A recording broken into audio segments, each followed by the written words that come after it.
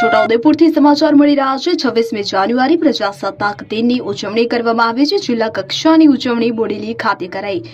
જિલ્લાના પ્રભારી મંત્રી ડોક્ટર નિમિષાબેન વકીલે તિરંગો લહેરાવ્યો।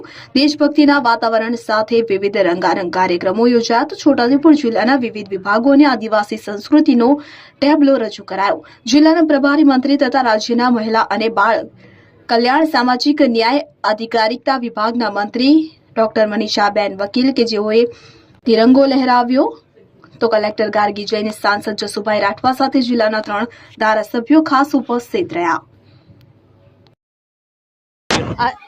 आज 77मो प्रजासत्ताक दिवस निमित्ते छोटाउदेपुर जिल्लामां आववानुं थयुं छे।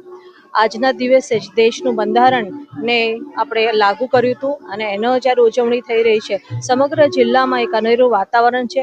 આજે મારી સાથે છોટાઉદેપુર જિલ્લાના સાંસદ જસુભાઈ, ધારાસભ્યશ્રીઓ, જિલ્લા પંચાયતના અધ્યક્ષ બેન શ્રી, કલેક્ટર સૌ ઉપસ્થિત રહ્યા અને એક જ પ્રાર્થના કે આજ આવનાર દિવસમાં કે આ વર્ષોમાં છોટાઉદેપુર જિલ્લો ખૂબ આગળ નીકળે અને બધા જે વિકાસના કામો છે, જે પરિકલ્પના આપણા દેશના વડાપ્રધાન નરેન્દ્રભાઈ મોદીજી દ્વારા કરવામાં આવી છે, પરિકલ્પના અને બધા જ કામો પૂરા થાય એ જ શુભેચ્છા આજે છોટાઉદેપુર જિલ્લાના નાગરિકોને પાઠવું છું।